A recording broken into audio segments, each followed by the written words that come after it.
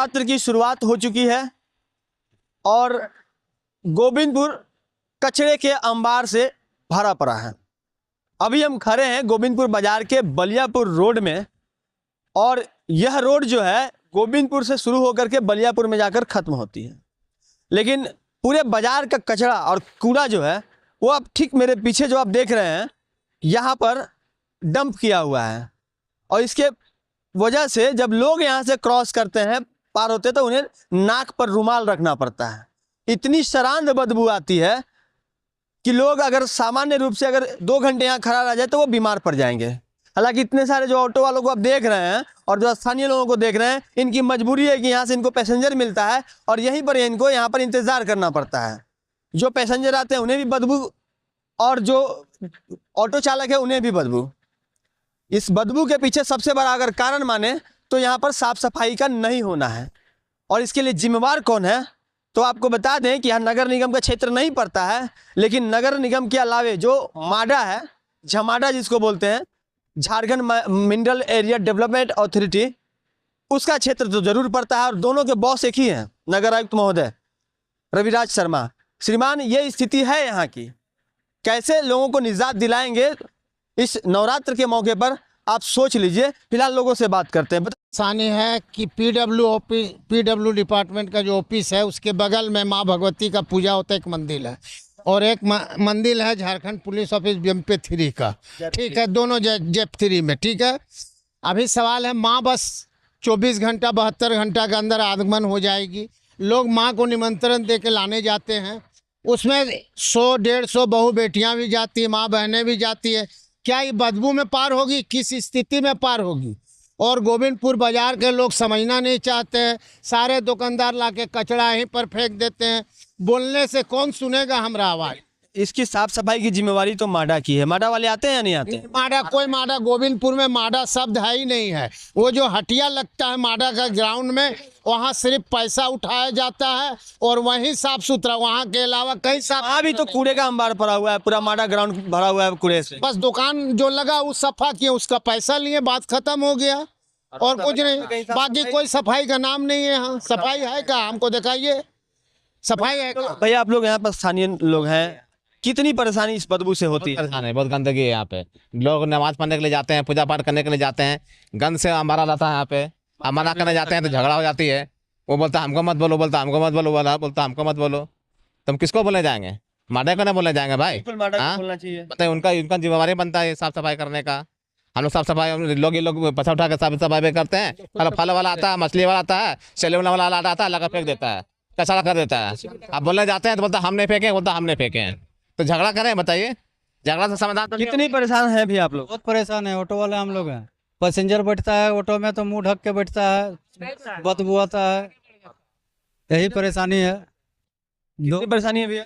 Passenger बैठने नहीं खोजता है, बदबू का चलती आगे बढ़ जाता है। हम लोग को बहुत परेशानी होता है।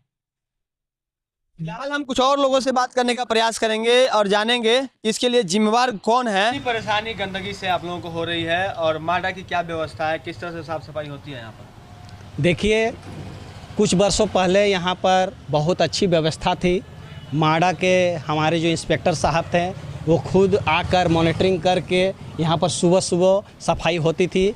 हम लोग का यहाँ अपना घर है, हम लोग यहाँ का स्थानीय निवासी हैं, हम लोग यहाँ के व्यवसायी हैं। यहाँ पर चौक से लेकर पुल तक यही कुछ 1-2 वर्षों से इतना ही गंदगी हो गया है कि जिसको हम लोग आकलन नहीं कर सकते हैं और हम लोग बहुत ही परेशान हैं। ये माडा का कर्तव्य होता है, ये माडा का रूल है, ये माडा का नियम है कि इसको सफाई करानी चाहिए। कई बार हम लोग मौखिक रूप से यहाँ पर जाके हम लोग बोले भी हैं तो वो लोग आश्वासन दिए। वो लोग यही बोलते हैं कि ठीक है, हम लोग देख रहे हैं, आदमी की कमी है, हमको करना है। लेकिन हम लोग आए दिन कुछ प्राइवेट लोगों को कुछ पैसा देकर अपना जो मिलाकर व्यवसायी लोग हैं सफाई हमेशा निरंतर करते हैं, लेकिन ये कोई अस्थाई व्यवस्था नहीं है, अस्थाई समाधान नहीं है। और हम ये उपायुक्त महोदय से ये आग्रह करना चाहते हैं, हम हमारे यहाँ BDO साहब से आग्रह करना चाहते हैं और मैं नगर निगम का जो माडा का देख रेख में है रविराज शर्मा जी से आग्रह करते हैं कि वो कृपया इस पर ध्यान आकृष्ट करें मीडिया के माध्यम से और हम लोग का दुख को समझे, क्योंकि यहाँ आए दिन बेलभरन माँ अभी आएगी दुर्गा पूजा में, बीएमपी से, मास्टर कॉलोनी से और भी मस्जिद नमाज पढ़ने लिखने वाले है। हर लोग आते हैं, सबको परेशानी होती है। कितनी परेशानी आप लोगों को यहाँ हो रही है? और पिछले दिनों जब शांति समिति की बैठक हुई तो क्या ये मुद्दा उठा था गोविंदपुर में साफ सफाई का? साफ़ सफाई तो गोविंदपुर का बहुत ही ज्वलंत मुद्दा है। पहले तो साफ़ सफाई बहुत अच्छी तरीके से की जाती थी, लेकिन आगामी कुछ वर्षों से पूर्ण रूप से ठप है, जिससे प्रदूषण बहुत ही ज़्यादा फैला हुआ रहता है। आप लोग भी देख सकते हैं चारों तरफ गंदगी है, पूरा गंदगी के पहाड़ है।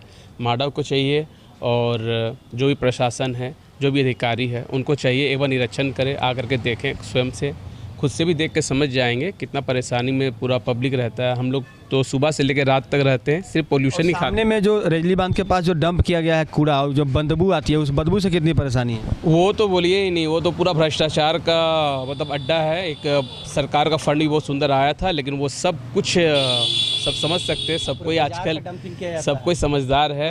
पूरा बाजार का गंदगी वहाँ पे है।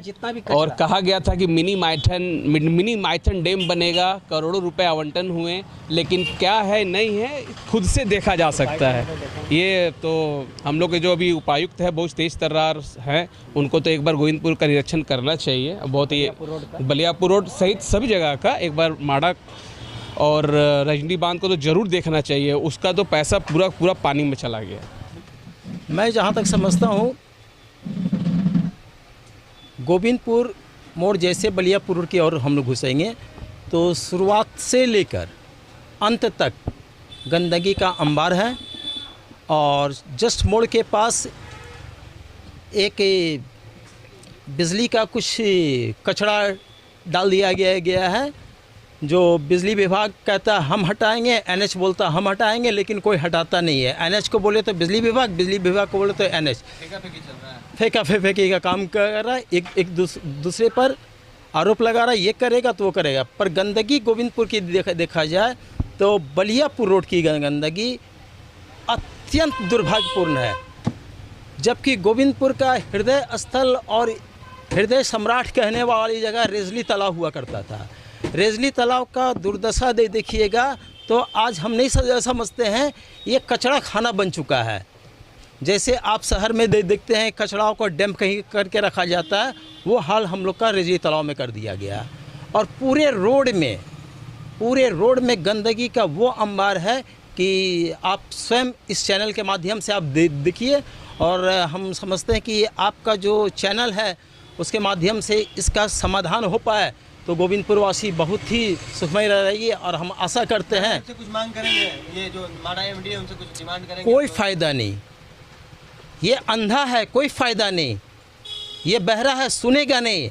आँख रहते हुए अंधा है, वो देखेगा नहीं, क्या फ़ायदा? किन से बोलूँ? जिले के उपायुक्त से? जिला के उपायुक्त महोदय से हम विनम्र आग्रह करेंगे, इस विषय में आप स्वयं दिखवाएं। और इस पे जो कर्मचारी, जो पदाधिकारी सही ढंग से नहीं काम कर रहे हैं उस पर कार्रवाई करें।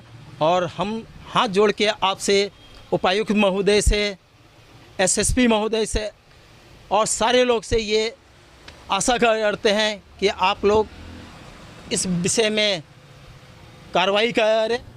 कुछ महीने पहले की बात करें, जब नगर ये विधानसभा का चुनाव हो रहा था, उस वक्त 5 करोड़ की लागत से रेजली बन का सौंदर्यीकरण का कार्य भी शुरू हुआ था और उस पर लिपापोती हो गई। पूरा पैसा जो है बंदरबाट हो गया, ऐसा लोगों का कहना है।